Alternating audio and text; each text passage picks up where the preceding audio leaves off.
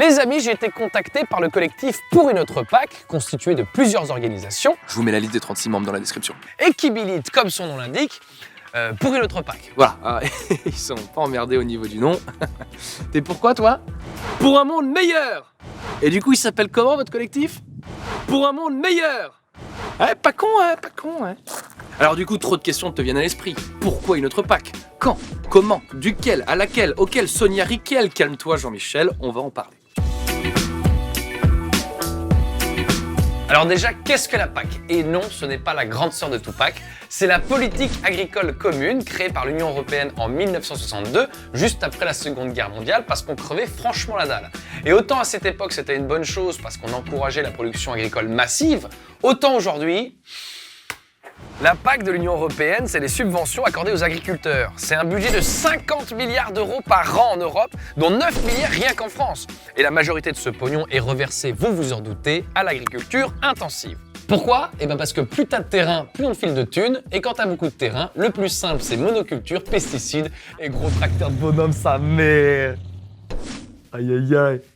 Mais cette agriculture, faut-il le rappeler, détruit la biodiversité, appauvrit les sols, pollue les eaux. Par contre, elle fait tourner les banques, les vendeurs de semences, l'agroalimentaire et la grande distribution, le tout avec notre pognon.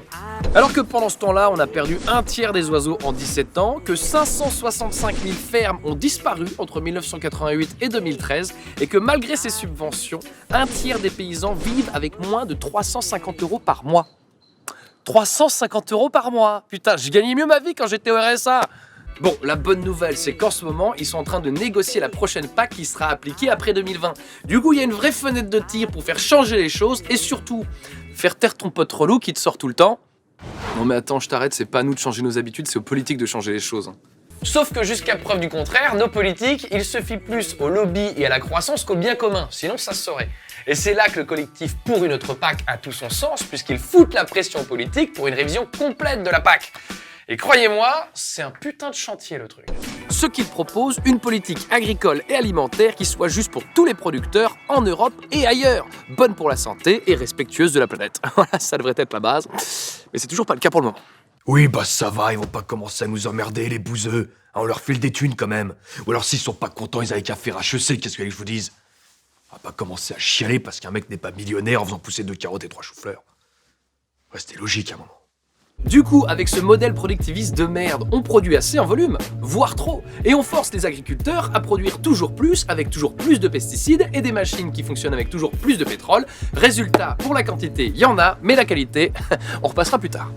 A noter d'ailleurs que les tomates pour la fabrication industrielle de ketchup bénéficient de soutien spécifique, alors que les tomates fraîches, eh ben non, c'est tout à fait logique.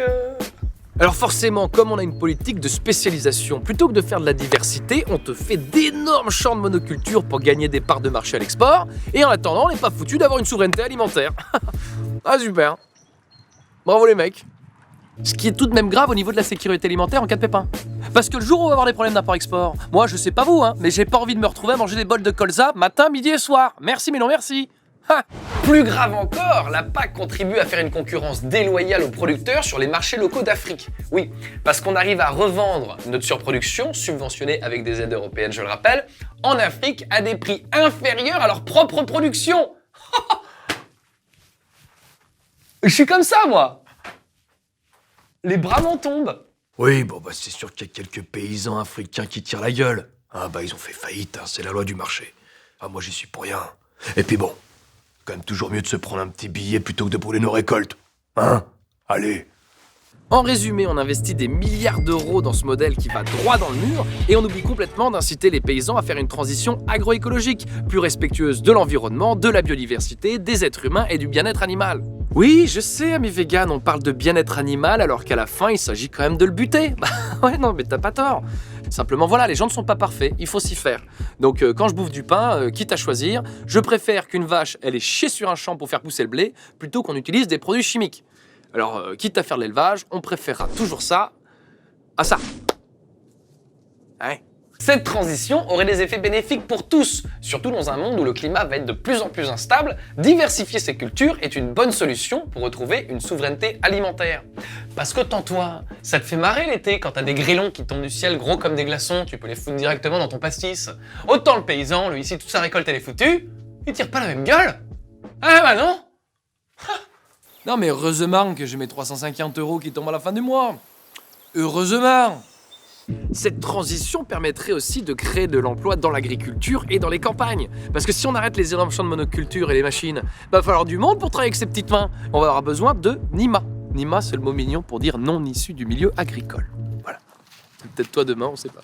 Oh, les bobos, oui, qui sont en quête de sens, qu'ils y disent, hein, c'est ça, en quête de sens. Oh, ils me font marrer, les bobos. Ils sont marrants, ils sont gentils. Hein? Oui, tu sais, ce genre de mec qu'on connaît tous, là. Non mais les gars, mais Paris c'est devenu invivable. C'est total l'alu ou quoi? Vous savez qu'avec Sixtine, on a décidé le mois prochain, on quitte tout. Hein, on se casse dans le Larzac élever des chèvres. On va faire du fromage. Sauf que tu deviens pas paysan comme ça en un claquement de doigts. Tu travailles pas un matin en sachant faire du camembert. Hein? Surtout que pendant 10 ans, t'as fait des PowerPoint pour des réus. Ah mon cochon. Et d'ailleurs, toi aussi, imaginons que t'as un métier de merde, genre banquier, community manager ou joueur de foot, et que t'aies envie d'être utile pour la société. On sait pas, on est pas en train de fuir, on sait pas. Eh ben, on pourra t'aider. Ouais, faire la transition, mon pote. L'avantage avec une transition comme celle-ci, c'est qu'elle permettrait également d'avoir une alimentation de qualité pour tous. Parce qu'aujourd'hui, on le sait, il y a des gens qui n'ont pas accès au bio pour des raisons financières, et je le comprends. Par contre, ce que je comprends moins, c'est ton pote qui a un iPhone, une iWatch, un iPad, qui part 2 fois en avion en vacances dans l'année, et qui ose te dire « Non mais le bio, c'est trop cher quoi, laisse tomber. » Lui là, il mérite de se faire gifler avec une courge. Et d'ailleurs, vous savez pourquoi c'est aussi cher que ça, le bio? Non, mais si vous voulez, le bio, c'est un peu plus cher à la production. Mais comme on sait que les bobos, ils ont du pognon, hein? Ah, si, ils ont du pognon. Du coup, nous, on en profite pour marger, mais alors comme des porcs.